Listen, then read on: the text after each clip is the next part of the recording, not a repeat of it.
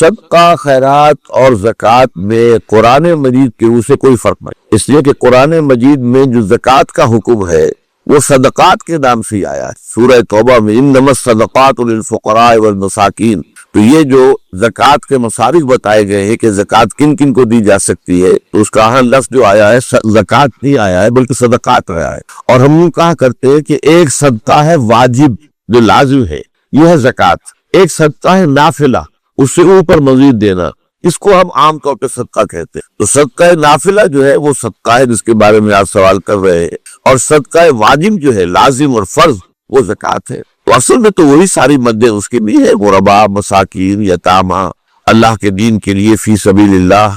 کوئی شخص جو ہے وہ قرضے کے اندر بری طرح بند گیا ہے، جکڑا گیا ہے، نکل نہیں پا رہا، اس کو یکمشت کوئی مدد دے کر اس قرض کے جنگل سے چنگل سے نجات دلا دینا، یہ چیزیں جو ہے وہ سب کو معلوم ہے۔ کس کو معلوم تھی؟ وہ تو اختلاف اگر تو ہوتا تو اس میں ہوتا ہے آج کل کے مسائل میں کہ وہ آیا حالات کی تبدیلی کے ساتھ جو اس وقت چیزیں کہی گئی تھی وہ جو کی تو رہیں گی یا کچھ تبدیلی کرنی پڑے گی۔ مثلا یہ ہے کہ اگر کوئی ترخان ہے، لوہار ہے، تو اس کے جو اوزار ہیں، ترخان کے اوزار ہیں، لوہار کے اوزار، ان کے اوپر کوئی زکوٰۃ نہیں۔ لیکن اب سوچنا پڑے گا کہ یہ جو ملیں بنتی ہیں اور یہ جو بڑے بڑے جو ہے کارخانے ہیں، یہ کروڑوں روپے کی مالیت کے، کہ کیا ان کو بھی ہم سمجھیں گے؟ وہ تو مشینیں تو ہے نا، جیسے جو اوزار ہوئے ویسے وہ اوزار لگے ہوئے واپس۔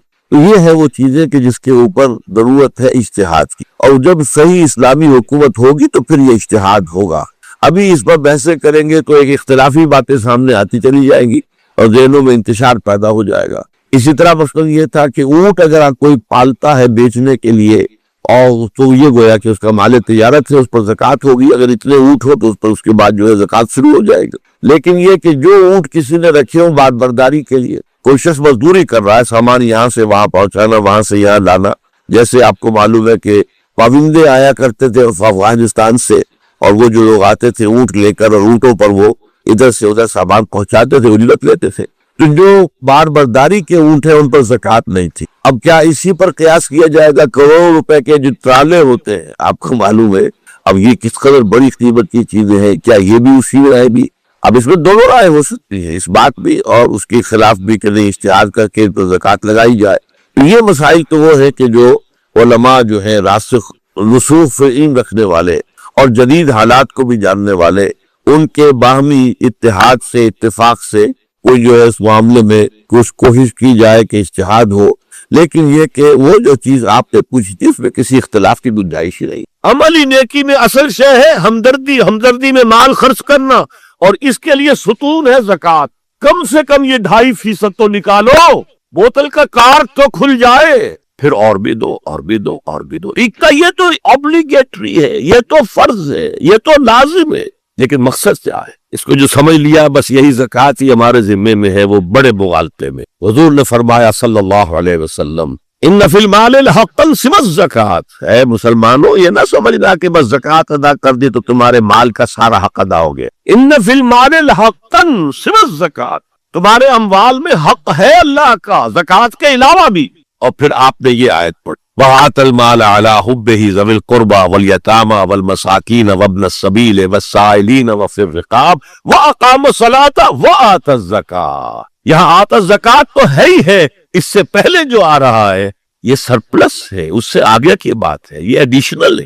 اسی لیے جب انفقوا انفقوا انفقوا انفقوا انفقوا کی جو تکرار ہوتی ہے قرآن مجید میں، تو ایک جگہ پھر سوال کیا صحابہ نے کتنا خرچ کیا؟ فرمایا قل العفو، کہہ تو جو بھی ضرورت سے زائد دے ڈالو، don't accumulate, don't retain any thing. ایک بات آپ سے کہوں آپ کچھ چونک جائیں گے، حضور نے کبھی زکوٰۃ دی، کبھی نصاب کے بقدر پیسہ آپ کے پاس جمع ہوا کہ آپ پر زکوٰۃ واجب ہوتی؟ کیسی عجیب بات ہے، ارکان دین میں سے ایک رکن سرے سے غائب۔ کبھی آپ نے مال رکھا ہی؟ حضور کا اسوہ ہم جانتے ہیں، مسواک کر لی ہے، پائچے جو ہے تخنے سے اوپر کر لیے ہیں، یہ اسوہ ہے؟ ہاں ہے، یہ بھی ہے، ٹھیک ہے، سنت ہے، اسوہ تو یہ ہے۔ اور صرف آپ کا نہیں، جنہیں ہم کہتے فقراء صحابہ، ابو ہریرہ، ابو ذر، سلمان فارسی، علی رضی اللہ تعالی عنہ اجمعین، یہ فقراء صحابہ میں سے تھے۔ کبھی کچھ نہیں رکھا اپنے پاس۔ میں نے بتایا تھا آپ کو شاید کہ حضرت علی کی جب شادی ہو رہی تھی حضرت فاطمہ سے، کوئی مکان تھا ہی نہیں، کہاں لے کے جائے. ایک انصاری نے ایک حجرہ دیا ہے اپنے مکان کا، اس میں حضرت فاطمہ ودا ہو کر. He didn't have any home. ابو ظہر وہ تو دوسری انتہا کو چلے گئے تھے.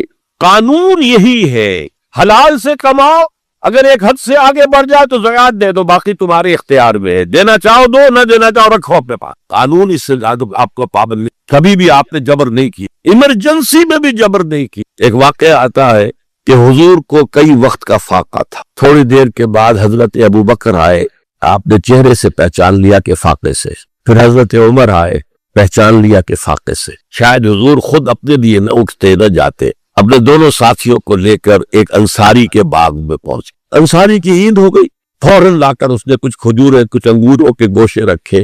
اس کے بعد وہ دوڑا چھری دے کر کسی جانور کو ذبح کر لے. یہ ساری تفسیریں میں کیا بتا رہا ہوں. مال یہ نہیں تھا کہ مدینے میں سبھی فاقے سے تھے، موجود تھے جن کے پاس مال تھا، لیکن جبرن آپ نے کسی سے کچھ. جب وہ چھری لے کر چلا، فرمایا دیکھ رہا کسی دودھ والے جانور کو نہ ذبح کر. بہرحال کچھ دیر کے بعد وہ گوشت پکا کر لایا، روٹیاں رکھ. اس کے بعد حضور نے ایک روٹی پر چل بوٹیاں رکھ کر کہا یہ عائشہ کو دے آؤ، اسے بھی کئی وقت کا فاقہ ہے. اور پھر حضرت عمر کی طرف رک کر کے کہا عمر یہ ہے وہ نعمتیں جس کا حساب دینا پڑے گا اللہ کے. وَأَمَّا بِنِعْمَةِ رَبِّكَ فَحَدِّثْ، اور یہ جو فرمایا گیا الہاکم التکاثر میں نعمتوں کا حساب لیا جائے. وَلَا تُسْأَلُنَّ يَوْمَئِذٍ عَنِ النَّعِيمِ، فرمایا یہ نعمتیں. تو یہ ہے اصل میں انفاق کا معاملہ، آپ کے اس پر چھوڑ دیا گیا ہے. جتنا بھی آپ میں جذبہ ہے، جتنا بھی آخرت کا یقین ہے، اتنا ہی آپ پسند کریں گے کہ آخرت کے بینک میں جمع کرائیں، یہاں کے بینکوں میں کیوں جمع کرائیں. یہاں کتنا دے دیں گے آپ کو؟ 10%، 20%. وہاں 700% ملتا ہے. 700% نہیں، 7000، 700 گنا. Why to keep it in these banks؟ حضرت مسیح کا جو پہاڑی کا واس بہت مشہور ہے، سرمن آف دا ماؤنٹ، بڑے پیارے الفاظ ہیں. میں آپ سے اپنا تاثر عرض کیے بغیر نہیں رہ سکتا. جہاں تک مواعظ کا تعلق ہے، جو حضرت مسیح کے مواعظ آئے ہیں ان سے اونچے واعظ کوئی ممکن نہیں. اسی میں یہ جملہ بھی ہے، دیکھو اپنا مال زمین پر جمع نہ کرو، جہاں چوری بھی ہوتی ہے ڈاکہ بھی پڑتا ہے، کیڑا بھی خراب کرتا ہے. آسمان پر جمع کرو جہاں نہ چوری کا اندیشہ، نہ ڈاکے کا خوف، نہ کیڑا خراب کر. اس لیے کہ میں تم سے سچ کہتا ہوں کہ جہاں تمہارا مال ہوگا وہی تمہارا دل ہوگا. مال یہاں ہوگا تو دل اٹکا ہوا ہوگا، اور فرشتے اس طرح گھسیٹ کر کھینچیں گے آپ کی جان کو جیسے کہ سیخ پر سے کباب کھینچا جاتا. اور اگر دل وہاں لگا ہوا ہے جس کے لاکھوں کروڑوں ڈالر سوئس بینکس میں جمع ہے، اسے کہا جائے نکل جاؤ پاکستان سے، اسے کوئی تکلیف ہوگی؟ نکل جاؤ فلاں ملک سے، ملک بدل کرتے تو کیا تکلیف؟ نکل جاؤ میرے بینک کے اندر پیسے. البتہ جس کا باہر کچھ نہ ہو اسے اگر یہ دی جائے سزا، اس کی تو جان پر بن جائے گی. تو یہ ہے انفاق کا معاملہ. اس میں یہ دو جو ہے، ایک قانونی سطح ہے. قانونی سطح یہ کہ حلال ذریعہ حرام نہ ہو، سود نہ ہو، جوا نہ ہو، فحاشی کو ذریعہ نہ بنایا جائے، منشیات کو ذریعہ نہ بنایا جائے کمائی کا. اور جو بھی آپ کے پاس ہے، آپ نصاب کی سطح کے اوپر آ گئے تو 2.5% زکوٰۃ دے دو. قانون اس سے آگے آپ سے مطالبہ نہیں کرے گا. اگرچہ فقہا نے یہ فتویٰ دیا ہے کہ اگر کسی وقت جو فقراء ہے ان کی ضرورت زکوٰۃ سے پوری نہ ہو سکے تو اس وقت کا امام، اس وقت کا خلیفہ وہ زبردستی بھی عمراء کے مال میں سے مزید دے سکتا ہے زکوٰۃ کے. لیکن کمال یہ ہے محمد رسول اللہ صلی اللہ علیہ وسلم کا کہ نہایت جان اصل تحریک جو تھی، انقلابی تحریک، اس میں بھی کبھی آپ نے جبر سے کام نہیں. یہ آپ کے چوائس پر ہے. البتہ معیار مقرر کر دیا. جیسے حضرت ابو بکر غزوہ تبوک کے موقع پر سب کچھ لے آئے تھے گھر میں جھاڑو کے. عام حالات میں یہ نہیں ہے. شخص آئے صحابی انصاری، میں اپنا سب کچھ اللہ کی راہ میں دینا چاہتا ہوں. فرمایا نہیں، تم چاہتے ہو کہ اپنے وہ رسا کو غریب اور فقیر بنا کر جاؤ. اس نے کہا اچھا میں آدھا دیتا ہی، آدھا بھی بہت. فرمایا تہائی دیتا ہوں. فرمایا ہاں تہائی کافی. وَالثُلُثُ کثیر، اور ثلث بھی بہت ہے. اور یہی قانون ہے وراثت کا. آپ ثلث سے زیادہ، 1/3 سے زیادہ کی وصیت نہیں کر سکتے. 2/3 مال جو ہے کم سے کم وہ صرف قانون وراثت کے مطابق کر سکتے، اور کسی وارث کے لیے وصیت نہیں کر سکتے. ایک بیٹے کو اس کا حصہ بھی مل جائے اور پھر مزید جو ہے وصیت نہیں، وارث کے لیے لا وصیت لوارث. تو یہ ہے زکوٰۃ. در حقیقت اس جذبہ انفاق کو سپورٹ دینے والی شے. کم سے کم یہ تو دو. बोतल का कॉर्क खुल जाएगा तो मजीद भी निकल आएगा इसमें। वआतल माल अला हुब्बिही ज़विल क़ुरबा वल यतामा वल मसाकीन वब्न सबील वस्साइलीन व फिर रिकाब व अक़ामस सलात व आतज़ ज़कात। वआतल माल अला हुब्बिही, अब इसमें जो तरतीब मैंने कहा अल अक़रब फल अक़रब, अल अक़रब फल, सबसे पहले ज़विल क़ुरबा, और इसमें अक्सर और बेशतर हमसे कोताही, दूर दराज के लोगों के साथ नेकी हो रही है। सगे भाई की बेवा और यतीम बच्चे जो है वो महरूम है, इन्होंने इस वक्त ये कर दिया था, ये कर दिया था, जाहिर बात है कि रिश्तेदारों से तो शिकायत ये होती है, ये तो हमेशा हमारे मुखालिफ रहे कि इनकी अब कैसे। अगर तो अल्लाह के लिए देना है तो पहला हक उनका, मन अब्बा लिल्लाह व अबगता लिल्लाह व आता लिल्लाह व मना लिल्लाह, अल्लाह के लिए दिया है अगर, तो अपने इस नफ्स की जो इंतकाम का जज्बा है उसको कुचलो, और जिसका सबसे पहला हक है उसके पहुंचाओ। हक बहकदार रसीद ज़विल क़ुरबा वल यतामा, जो बेसहारा रह गए, बाप का साया न रहा, वल मसाकीन, मसाकीन किसे कहते, मस्करत कहते, कम हिम्मत। आपको मालूम है आजकल एक मर्ज कहलाता है न्यूरस्थीनिया, आदमी देखने में हट्टा कट्टा है, सेहतमंद है, लेकिन अंतर से उसकी कोई हिम्मत ऐसे जवाब देकर ये कुछ कर ही नहीं सकता, वो है मिस्की। इसीलिए जो फरमाया गया यहूदियों के लिए ज़ुरबत अलैहिमुज़ ज़िल्लत वल मस्करा, जिल्लत के मानी भी कमजोरी और मस्करत कम हिम्मत, हिम्मत खत्म। तो जो अपने पांव पर नहीं खड़ा रह सकता इस वजह से कि उसमें वो हिम्मत का वो भी मुस्तहिक है। वबन सबीक और मुसाफिर, पुराने जमाने में आपको मालूम है ना सराय थी, ना कुछ और था, ना होटल थे, फिर अगर कहीं रास्ते में चोरी हो गई, टाका पड़ गया, तो आदमी जो है घर में खुद है, कफील है, अच्छा है, उस वक्त की हालत ऐसी। हमारे यहाँ बैगर्स ने इसी को एक बहुत बड़ा बहाना बनाया हुआ, जी मैं आया था वहां से यहाँ से और मेरी जेब कट गई, सब कुछ चला गया, अब मुझे वापस जाने के लिए किराया चाहिए। अक्सर वो बेचता झूठे केसेस हो, अगर आप किसी को पकड़ ले और साथ लेकर कहे तहकीक कराओ, हक जाएगा, फिर भी आएगा उसमें। लेकिन ये कि सबील ये भी एक खाता है, वसाइली भी, ये जरा तफसील तलब। इस्लाम की तालीम बड़ी मुतवाज़ है, एक तरफ सवाल की मजम्मत है, मत अपना दस्ते सवाल दराज करो किसी के साथ। जो शख्स हाथ फैलाता है मांगने के लिए, वो अपनी इज्जत नफ्स को हथेली पर रखकर आपके सामने पेश, और आप ठोकर मार देते हैं उसकी इज्जत। मांगो अल्लाह से, अल्लाह किसी के दिल में डाले तुम्हारी जरूरत पूरी कर सकता है, बगैर इसके कि तुम किसी के सामने दस्ते सवाल दराज। सख्त मसब्बत है, और खास तौर पर बेगरी जो एक इंस्टीट्यूशन बन गया है, पेशा इस्लाम की तालीमात के मनाफी। और जिस तरह की हम खैरात बांटते हैं, 5 रुपए का नोट दे रहे हैं मांगने वालों, मस्जिदों के बाहर समझ रहे हमने हातम ताई की खबर को लात मार दी, हालांकि हकीकत में आप इंस्टीट्यूशन ऑफ बेगरी को सपोर्ट कर रहे हैं। किसी एक को ले लो, आओ चलो मुझे अपना घर दिखाओ, मुझे बताओ तुम वाकई इस काबिल हो या नहीं हो, और फिर उसकी मदद करे, लमसम करे। फिर वो 5 रुपए नहीं ऐसी दे कि वो कुछ अपने भाव पर खड़ा। मैंने 1 रुपया नहीं कहा, देखिए 1 रुपया तो अब कोई शय नहीं रही, लेकिन ये कि 5 रुपए का नोट भी आपने तकसीम करने शुरू कर दिए, ये क्या है? बस साइलीन व फिर रिकाब, लेकिन दूसरी तरफ साइल को झिड़कना नहीं, फलात व सा अम्मा साइला फला तन्हा, अच्छा भाई नहीं, वो माफ करो मेरे बात से आपकी मदद की मैं कुछ नहीं कर सकता। दोनों के दरमियान असल से मुआवजा, बल्कि यहाँ तक भी फरमाया साई को जरूर तो, चाहे वो घोड़े पर सवार होकर तुम्हारे दरवाजे, क्या पता उसकी वाकई उलझन क्या है। तो सवाल की मजम्मत और साइल को झिड़कने की माने है, हत्ता इम्कान खाली हाथ न लौटाओ, उसने अपनी इज्जत नफ्स अपनी हथेली पर रखकर तुम्हारी सामने पेश कर दिया, उसे ठोकर। लेकिन जैसा कि मैंने अर्ज किया, ये इंस्टीट्यूशन ऑफ बेगरी जो है ये एक अलग शय है, बिल्कुल उसका इससे कोई ताल्लुक न सकता। व फिर रिकाब, रिकाब जमा है रकबा, गर्दन, फक्कु रकबतिन औ इतआमुन फी यौमिन ज़ी मस्क़बतिन यतीमन ज़ा बक़रबतिन औ मिस्कीनन ज़ा मतरबा।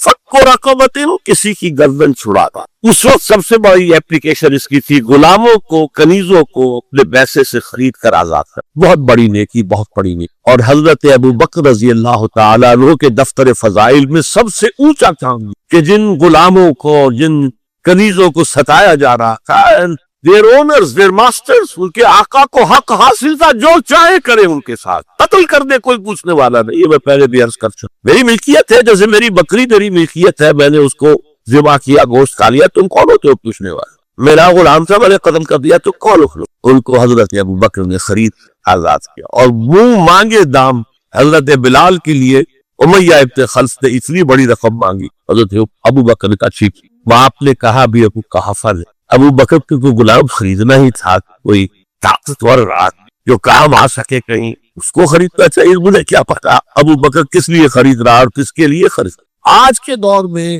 اس کی اپلیکیشن ہوگی.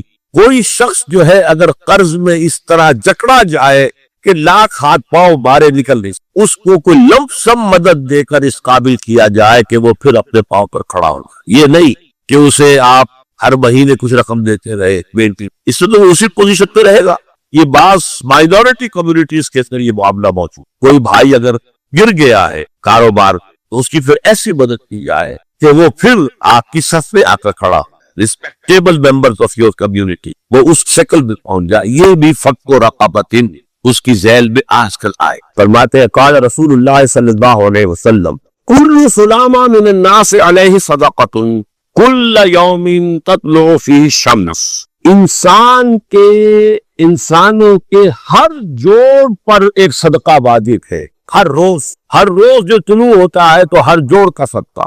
یہودی کا جوڑ ہی اگر لاک ہو جاتا، آج صبح آپ اٹھتے ہو یہ لاک نہیں تو کیا ہوتا، گھٹنا لاک ہو جاتا، کوہنی لاک ہو جاتا. صبح کو انسان اٹھے کہ میں بھلا چنگا ہوں. کل یوم تطلع فیہ الشمس. ہر دن جس میں کہ سورج جو ہے طلوع ہوتا ہے اس میں ہر جوڑ پر ایک صدقہ واجب. اس کو شیخ سعدی نے بہت اونچے سے کہا ہے. ہر سانس جب انسان کے اندر جاتا ہے موجب تقویت ہوتا ہے. تو آکسیجن گئی، قوت ملی، اسی کو برن کریں گے انرجی ملے گی. سانس باہر نکلتا ہے، یہ صفائی کا ذریعہ بنتا ہے. کاربن ڈائی آکسائڈ اور بہت سی چیزیں نکل گئی. بس بر ہر نفس 2 شکر واجب. ہر سانس پر 2 مرتبہ شکر کرنا. ہر سانس اندر گیا موجب تقویت، باہر بنا موجب تنفیح.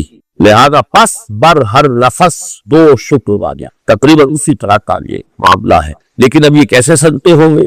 اس صدقے ہی کے جیسے کہ پہلے آ چکا ہے اسی کی یہ تعریف میں ہے. تعدل بین اثنین صدقۃ. 2 آدمیوں کے درمیان عدل کراؤ، فیصلہ کرا دو عدل کے ساتھ، یہ بھی صدقہ ہے. تعین الرجل فی دابتہ فتحملہ علیہا اور ترفع لہ علیہا متاعہ صدقۃ. اور تم مدد کرو کسی انسان کی اس کی سواری کے معاملے میں کہ اسے اس پر چڑھنے میں مدد دو، یا یہ کہ اس کی کوئی چیز اس کا سامان نیچے سے اٹھا کے پکڑا دو. اوپر سوار ہو گیا ہے، اب نیچے سے سامان پکڑا رہے، یہ بھی صدقہ. وکفأہا زکریا.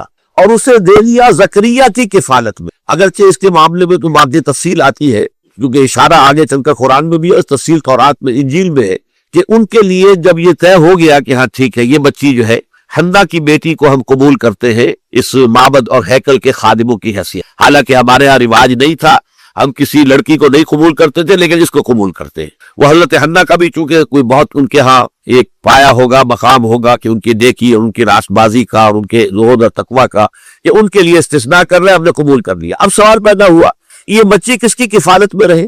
اب جتنے بھی بڑے بڑے کاہن وہاں موجود تھے ہر ایک چاہتا تھا کہ میں اس کی کفالت کروں گا، یہ میرے زیر تربیت رہے گی. اس کے بعد انہوں نے باقاعدہ پھر جو ہے قرآن اندازی کی. قرآن اندازی میں پھر حضرت یہ زکریا کا نام نکل آیا.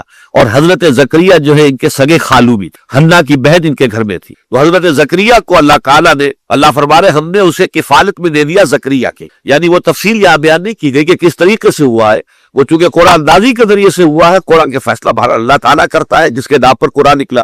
وَكَفَّلَهَا زَكَرِيَّا. اب یہ کہ اس لمبی داستان کو مختصر کرتے ہوئے بات ہو رہی ہے. اب گویا کہ حضرت مریم بڑی ہو گئی ہے، سمجھدار ہو گئی ہے، ان میں شعور پیدا ہو چکا ہے، جوان ہے. کلما دخل علیہا زکریا البحراب. حضرت زکریا نے ان کے لیے ایک علیحدہ بحراب کہتے ہیں حجرے کو. جیسے کہ بعد آپ نے دیکھا مسجد یہ جو ہے بادشاہی مسجد، اس کے باہر جہاں لائبریری بنی ہوئی، یہ سب حجرے تھے کہ کوئی درویش آئیں یہاں پر رک جائیں، کوئی فقراء آئیں وہ یہاں پر قیام کر لے. تو یہ سارے اس طرح کا حجرہ جو ہے وہ حضرت مریم کے لیے بھی علیحدہ سے تعبیر کر دیا گیا ہیکل کے ساتھ. اور اس حجرے کے اندر جب بھی حضرت زکریا جاتے تھے کلما دخل علیہ زکریا البحراب وجد عندہا رزقا.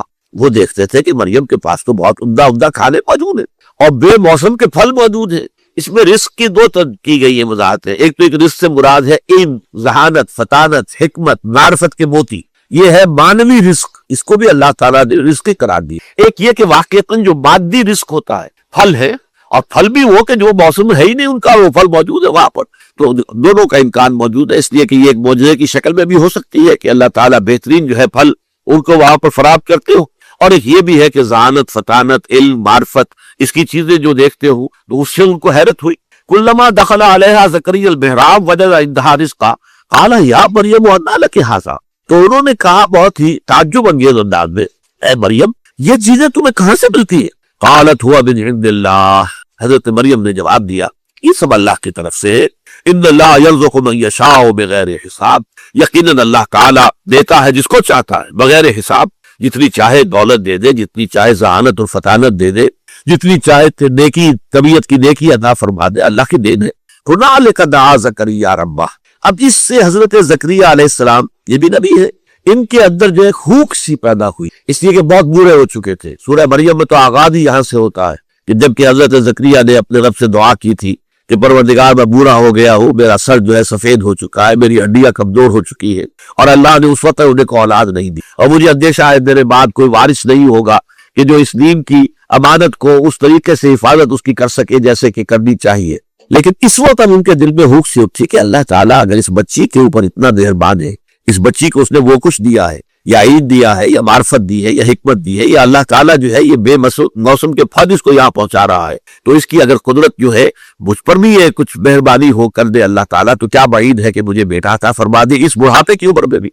हुनालिका दआ ज़करिया रब्बा। उसी वक्त इसको हुनालिका का तर्जुमा अंग्रेजी में होगा देयर एंड देन, दफअतन एक दुआ जो है वो उनके कल्ब की गहराइयों से उभर कर आई।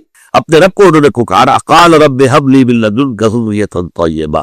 परवरदिगार मुझे भी खास अपने खजाना फजल से, खजाना फैज से बड़ी अच्छी नेक साले औलाद अता फरमा दे। इन्नका समीउ दुआ, यकीनन तू तमाम दुआओं का सुनने वाला है। फनादतुल मलाइकतु व हुवा क़ाइमुन युसल्ली फिल मिहराब। अब ये मिहराब है खास हजरत ज़करिया की, और पुकारा उन्हें हजरत ज़करिया को फरिश्तों ने, वो हुआ कायमुन युसल्ली फिल मिहराब, जबकि वो नमाज में खड़े हुए थे उस अपने मिहराब में, अपने हुजरे में।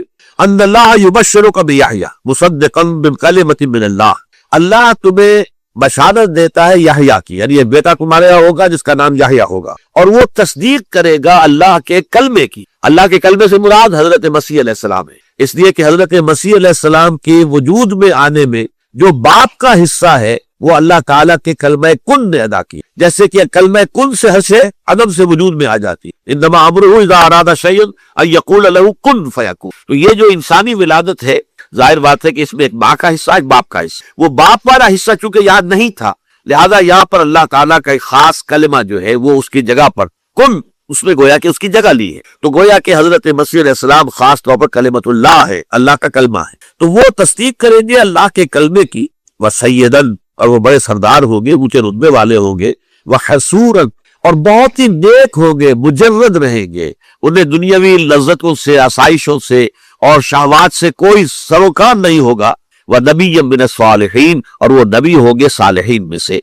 ये है जो कि खुशखबरी हजरत ज़करिया को मिल रही है जबकि वो नमाज पढ़ रहे थे अपने मेहराब में, अपने उस हुजरे के। अब देखिए यहाँ ये मामला सामने आ रहा है कि हजरत खुद दुआ की थी, लेकिन उस दुआ का एक खास वक्त था कि हजरत मरियम पर जो भी अल्लाह ताला की रहमत है और अल्लाह की तरफ से जो भी इनामात की बारिश हुई थी, उससे तबीयत में एकदम जो है गैर इख्तियारी तौर पर वो जोश पैदा हुआ, दुआ कर ली। हालांकि इंतहाई खुद बूढ़े हो चुके थे, सारी उम्र बीवी जो है वो बांझ रही थी, वो औलाद हुई नहीं सारी उम्र। अब जिन हालात के अंदर दुआ का मिलना, दुआ तो कर ली, लेकिन अब जब उनको मिल गई है, खुशखबरी मिल गई है, तो तबीयत के अंदर एक इश्काल पैदा हो रहा है, या ये कहिए कि उस पर यकीन हासिल करने के लिए उसकी तौसीक चाह रहे हैं अल्लाह से कि वाकई ये बात हो जाएगी।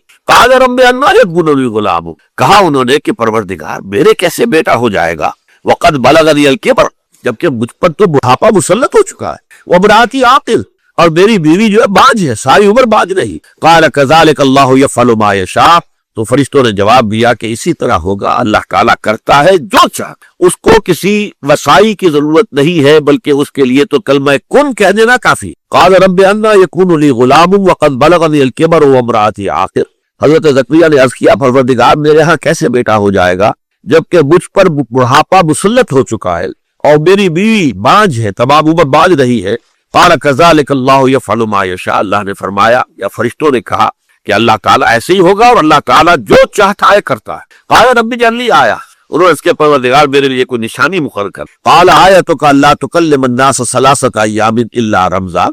फरमाया कि तुम्हारे लिए ये निशानी है कि तुम 3 दिन तक मुतवातिर لوگوں سے گفتگو نہیں کر سکو گے مگر صرف اشاروں کے، یعنی قوت گویائی ان کی سلب ہو گئی۔ اور اس کے بارے میں روایت میں تفصیل یہ آتی ہے تورات کے اندر کہ جب حمل ٹھہرا ہے حضرت حنا کی ہمشیرہ جو ہے، یعنی حضرت زکریا کی اہلیہ اور حضرت یحییٰ کی والدہ کو، تو اسی وقت اچانک ان کی جو وہ گویائی تھی سلب ہو گئی، گفتگو کرنا ممکن نہیں رہا، اور اس کے بعد وہ صرف جیسے کہ گونگے لوگ ہوتے ہیں اشاروں سے کچھ اپنی بات پہنچاتے ہیں، بس 3 دن تک متواتر ان کی یہ کیفیت ہے۔ وَاذْكُرْ رَبَّكَ كَثِيرًا، اور اب اللہ کا ذکر کرو زیادہ کثرت کے ساتھ، وَسَبِّحْ بِالْعَشِيِّ وَالْإِبْكَارِ، اور تسبیح کرو اپنے رب کی صبح بھی اور شام کو، تسبیح و تحمید کے اندر لگے رہو، اور یہی در حقیقت قرآن حکیم میں اللہ تعالیٰ نے اپنی ذات کے لیے کہیں تو واحد کا صیغہ استعمال کیا، اننی انا اللہ لا الہ الا انا فاعبدنی واقم الصلاۃ لذکری، یہ سب واحد، کہیں جمع کا صیغہ آتا، انا انزلناہ فی لیلۃ القدر، انا فتحنا لک فتحا مبینا،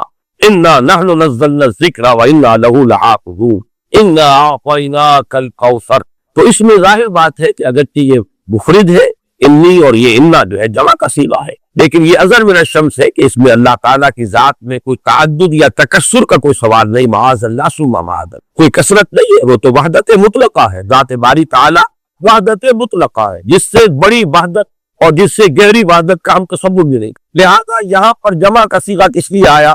یہ عربی زبان کا اسلوب ہے کہ جیسے شاہانہ اندازے کا کلام ہوتا ہے یہ ہم جو ہے در حقیقت اپنی عظمت، اپنی تفخیم، اپنی جلالت شان، اپنی علو مرتبت، اس کے اظہار کے لیے انا انزلناہ فی لیلۃ القدر، انزلناہ یہ جو ضمیر مفعولی ہے، ہم نے نازل کیا اس کو لیلۃ القدر میں۔ اب یہ عام طور پر اسلوب یہ ہے کہ ضمیر کا استعمال وہاں آنا چاہیے جہاں جس شے کے لیے ضمیر آ رہی ہے اس کا ذکر صراحت کے ساتھ پہلے ہو چکا ہو، عام اسلوب یہی، لیکن قرآن حکیم کے اپنے اسالیب ہے، خاص مخصوص اسالیب ہے قرآن مجید۔ جیسے ہم کہا کرتے ہیں کہ فلاں ادیب جو ہے وہ خود صاحب طرز ادیب، اس نے اپنی طرز خود ایجاد کی ہے، یہ طرز خاص ہے ایجاد میری، صاحب طرز ادیب جیسے ہوتے ہیں ہمارے ہاں، جن کو ہم کہتے ہیں قرار دیتے ہیں، قرآن مجید کے اپنے اسالیب، اپنا طرز بیان ہے، اور اس میں یہ ہے کہ جو شے بالکل اظہر من الشمس، اس کے لیے پہلے سے تذکرہ ہونا ضروری نہیں ہے، اس کے لیے ضمیر لے آئیں گے بغیر اس کے کہ پہلے سے صراحت کے ساتھ اس کے لیے وہ ذکر موجود، اس میں در حقیقت اشارہ یہ ہوتا ہے یہ بالکل سامنے کی بات ہے، اس سے ذکر کی ضرورت ہی نہیں، وہ تو جانی پہچانی بات ہے، یہ تو بالکل مشہور اور معروف حقیقت۔ اسی کی 2 مثالیں ہیں، مثلا یہ کہ سابقہ سورت جو ہے سورۃ العلیٰ، اس میں کہیں ابو جہل کا نام نہیں آیا، لیکن ظاہر بات ہے کہ جب وہ آیات نازل ہوئی ہے اور جب محمد رسول اللہ صلی اللہ علیہ وسلم نے ان کو پڑھ کر سنایا ہوگا تو شاید ہی کوئی شخص مکے والا کہ جو نہ پہچان سکا ہو کہ یہ کس کا ذکر، ارایت الذی ینہا عبدا اذا صلی، ارایت ان کان علی الہدی او امر بالتقوی، ارایت ان کذب وتولی، الم یعلم باللہ یرا۔ ظاہر بات ہے اظہر من الشمس سے تو نام لینے کی ضرورت۔ اسی طریقے سے مثلا اسلوب جو ہے بہت نمایاں ہو کر آیا سورہ واقعہ کے آخری رکوع میں، کلا اذا بلغت الحلقوم فلولا اذا بلغت الحلقوم، تو کیوں نہیں ایسا ہوتا کہ جب وہ پہنچ جاتی ہے حلق تک، حلقوم تک، کیا پہنچ جاتی ہے؟ اب یہاں پہ اظہر من الشمس سے مراد ہے عالم نظام، جبکہ جان آ کر ہنسلی میں پھنس جائے، یہاں گھنگرو بولتا ہے اصل میں، حتی اذا بلغت الحلقوم، یہ آخری وقت جو ہے معلوم ہوتا ہے کہ یہاں کوئی آواز آ رہی ہے اور جان یہاں آ کر پھنس گئی، لیکن یہاں جان کا یا نفس کا کہیں نہیں آیا۔ فلولا اذا بلغت الحلقوم وانتم حينئذ تنظرون ونحن اقرب اليه منكم ولكن لا تبصرون فلولا ان كنتم غير مدينين ترجعونها ان كنتم صادقين۔ اب یہاں پر بھی لفظاً کوئی ذکر نہیں ہے کہ کس شے کے لیے یہ لفظ استعمال ہو رہا ہے، لیکن اس کے مشہور و معروف اور اظہر من الشمس ہونے کے اعتبار سے وہ جو عام قاعدہ ہے اس کے خلاف یہاں پر بغیر اس کی صراحت کے تذکرے کے ضمیر کا استعمال ہو گیا۔ انا انزلناہ فی لیلۃ القدر۔ اس میں ایک بات اور نوٹ کیجئے کہ در حقیقت کسی شے کا اس طرح تذکرہ نہ کرنا یہ خود اس کی عظمت کی نہیں، گویا کہ یہاں پر نہ صرف یہ کہ قرآن کے لیے اس ہو کا ضمیر جو ہے اس کی انا انزلناہ ہو، یہ قرآن کے اپنے مخصوص اسلوب کے مطابق آئی ہے، بلکہ اس میں قرآن کی عظمت کی طرف، اس لیے کہ جو صاحب عظمت ہستی ہو اس کا نام نہیں لیا جاتا، بلکہ اس کی طرف آ جناب، آ حضور، یہ الفاظ جو ہے یہ اسی لیے اختیار کیے گئے ہیں اور ایجاد کیے گئے کہ عظیم ہستی صاحب مرتبہ کوئی شخصیت ہے، اس کا نام نہیں لیا جاتا، اس کی طرف اشارے کیے۔ انا انزلناہ، ہم نے اسے نازل فرمایا، معلوم یہ ہوا کہ اس میں عظمت قرآن کی طرف بھی ایک اشارہ کیا جا رہا ہے۔ اس میں عظمت قرآن جو ہے اس کے دو اور اسلوب ہیں جو اس میں سامنے آئے۔ اِنَّا أَنزَلْنَاهُ فِي لَيْلَةٍ، ہم نے خود نازل کیا ہے۔ حالانکہ ہمیں معلوم ہے کہ یہ نزول جو ہوا ہے محمد رسول اللہ صلی اللہ علیہ وسلم پر بواسطہ ملک جبرائیل کے ذریعے سے، فَإِنَّهُ نَزَّلَهُ عَلَىٰ قَلْبِكَ، اس نے نازل کیا اس قرآن کو، اے نبی آپ کے نہیں، نزل بہ الروح الامین علی قلبک، اس کو لے کر نازل ہوئے یا اس کو نازل کیا ہے روح الامین نے۔ تو معلوم یہ ہوا کہ فرشتہ درمیان میں ہے، لیکن یہ جیسے کہ کہا گیا انہ لقول رسول کریم ذی قوت عند ذی العرش مکین مطاع ثم امین، یہ سورہ تکویر میں یہ مضمون آ چکا ہے، اور آج کئی مرتبہ اس سورت کا نام ہم نے لیا ہے 4 سوروں کی تعین کے۔ تو یہ سب کچھ کس لیے کہ معین طور پر یہ بات واضح ہو جائے کہ قرآن مجید کی تنزیل محمد رسول اللہ صلی اللہ علیہ وسلم پر بواسطہ ملک ہوئی، لیکن یہاں اس واسطے کو ہٹا کر بات کی جائے اِنَّا أَنزَلْنَاهُ فِي لَيْلَةِ الْقَدْرِ، تاکہ یہ اللہ تعالیٰ کی ذات کے ساتھ اس کی جو نسبت خصوصی ہے وہ نمایاں ہو، اور اس سے قرآن مجید کی بھی عظمت جو ہے وہ اور اجاگر ہو کر اور نکھر کر اور ظاہر ہو کر سامنے آئے۔ اسی طریقے سے اس کا ایک اور اسلوب بھی ہے کہ وقت نزول جو ہے لیلۃ القدر، جبکہ ہم نے اسے نازل کیا ہے لیلۃ القدر میں، اور پوری سورت جو ہے اب اس لیلۃ القدر کی عظمت پر جو ہے گفتگو کر رہی ہے۔ اس میں بھی گویا کہ نزول قرآن جو ہے اس کے لیے لیلۃ القدر کا انتخاب، یہ بھی عظمت قرآن کے بیان و اظہار کا ایک اِنَّا أَنزَلْنَاهُ فِي لَيْلَةِ الْقَدْرِ۔ اس میں اب تیسری بحث جو ہماری ہے وہ یہ ہے کہ انزال اور تنزیل کا فرق۔ یہ بارہ میں عرض کر چکا ہوں کہ باب افعال سے مصدر آئے اور پھر باب تنزیل سے اسی مادے سے اگر مصدر آئے ان میں فرق کیا ہو۔ باب افعال میں کسی کام کا دفعتن کر دے، ایک ہی مرتبہ یک بارگی جسے ہم کہتے ہیں کام کو مکمل کر۔ باب تفعیل میں تدریجن، یہ تدریج خود جو ہے تفعیل کے وزن پر، تدریجن تھوڑا تھوڑا کر کے کسی کام کو بڑے اہتمام کے ساتھ، اس لیے کہ جب اہتمام ہوتا اور جب اس کی خاص توجہ ہوتی ہے تو رفتار کم ہو جائے گی، اور جب کہیں کسی کام کو بس تیزی سے کر دیا جائے تو پھر اتنی توجہ کی ضرورت نہیں ہوتی۔ اس میں مثال جو ہے بہت نمایاں اعلام اور تعلیم۔ اعلام کے معنی خبردار کر دینا، بتا دینا، بتا دیا، اب تمہاری سمجھ میں آیا ہے تو آیا ہے، نہیں آیا تو نہیں آیا، اگر آیا ہے تو ٹھیک ہے، نہیں آیا تو دفع ہو جاؤ۔ ہمارا کام تھا بتا دینا، ہم نے بتا دیا، یہ اعلام، بتا دیا اعلام۔ تعلیم، تعلیم ہے ذہن نشین کرنا، اتارنا، بٹھانا، سمجھانا، تھوڑا تھوڑا کر کے بٹ بائی بٹ، پھر یہ دیکھنا کہ یہ بات سمجھ میں آ گئی تو اگلا قدم، یہ بھی اگر سمجھ میں آ گئی تو اگلی بات، یہ تعلیم۔ تو اسی طریقے سے جو اعلام اور تعلیم کا فرق ہے وہی فرق ہے انزال اور تنزیل۔ اور یہ الفاظ وہ قرآن مجید میں اگرچہ کہیں کہیں استثناءات ہیں، لیکن آپ کو معلوم ہے کہ یہ تو اصول ہے دنیا میں ہر جگہ پر، ایکسیپشنز پروو دی رول۔ اگر کہیں استثناءات آ جائے تو اس سے قانون جو ہے اور کلیات پوچھتے نہیں ہیں بلکہ اور موقت ہو۔ تو یہ بات نوٹ کر لیجئے کہ استثناءات تو اگرچہ ہیں انزال اور تنزیل کے استعمال میں، لیکن یہ کہ بالعموم یا یوں کہیے کہ قانون کے طور پر، ایک کلیہ کے طور پر انزال کا لفظ آتا ہے قرآن مجید کا نزول یا تو آغاز نزول جو ہوا محمد رسول اللہ صلی اللہ علیہ وسلم پر، یا پورے قرآن کا نازل کیا جانا لوح محفوظ سے سمائے دل، کیونکہ یہ دفعتن ہوا، پورا قرآن ہے تو جو نازل کر دیا۔ یہ دونوں آراء جو ہیں ہمارے ہاں مفسرین کے ہاں موجود ہے۔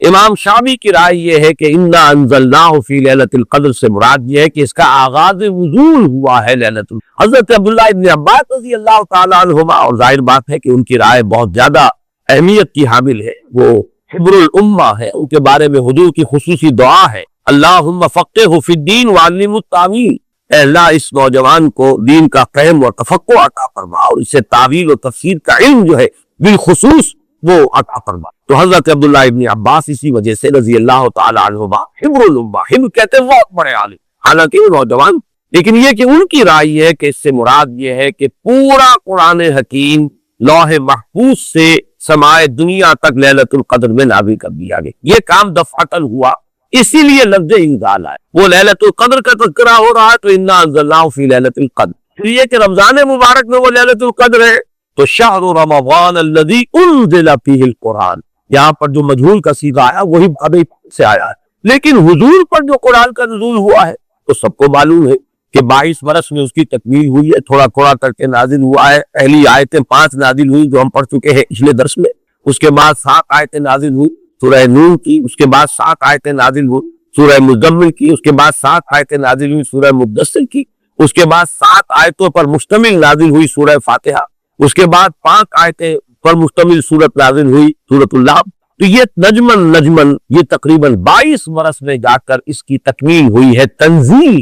اب یہاں لفظ تنزیل فَإِنَّهُ نَزَّلَهُ عَلَىٰ قَلْبِ، اے محمد آپ کے قلب پر جو ہے یہ تنزیل کے طور پر آیا ہے، نجمن آیا ہے، تھوڑا تھوڑا کر کے آیا ہے، رفتہ رفتہ آیا ہے، تدریجاً آیا ہے۔ بلکہ یہ بحث تو کئی بار آ چکی ہے کہ حضور کو تو اشتیاق رہتا تھا، آپ چاہتے تھے کہ جلدی جلدی قرآن نازل ہو، اور آپ جو ہے شکوہ بھی کرتے تھے حضرت جبرائیل سے کہ آپ دیر دیر سے اور وقفہ ڈال کر آتے، جس کی کہ پھر قرآن مجید میں ہی مذکور ہے سورہ مریم میں، جو ان کی طرف سے ایک وضاحت آئی ہے وَمَا نَتَنَزَّلُ إِلَّا بِأَمْرِ رَبِّكَ، اور پھر اس کے علاوہ دوسرے مقام پر وَلَا تَعْجَلْ بِالْقُرْآنِ مِن قَبْلِ أَن يُقْضَىٰ إِلَيْكَ وَحْيُهُ، اے نبی جلدی نہ کیجیے، قرآن مجید کی آپ پر تنزیل جو ہے اس کے اندر 2 وقت اور 2 اس کے اندر وقفے ہے، یہ اللہ تعالیٰ کی حکمت کے تحت ہے، اور ان کے اندر حکمت مثمر ہے، لہذا آپ جلدی نہ کی وَلَا تَعْجَلْ بِالْقُرْآنِ مِن قَبْلِ أَن يُقْضَىٰ إِلَيْكَ وَحْيُهُ۔ تو اس اعتبار سے نوٹ کر لیجئے کہ تنزیل جو ہے وہ محمد الرسول اللہ صلی اللہ علیہ وسلم پر نزول قرآن کے لیے، اور امداد ہے قرآن مجید کا دفعتاً نازل ہو، اور اس میں میں یہ سمجھتا ہوں کہ زیادہ جو قوی رائے ہے وہ حضرت عبداللہ ابن عباس رضی اللہ تعالیٰ عنہما کی ہے کہ یہاں جس انزال کا ذکر کیا جا رہا ہے وہ لوح محفوظ، اور یاد رکھ لیجئے قرآن مجید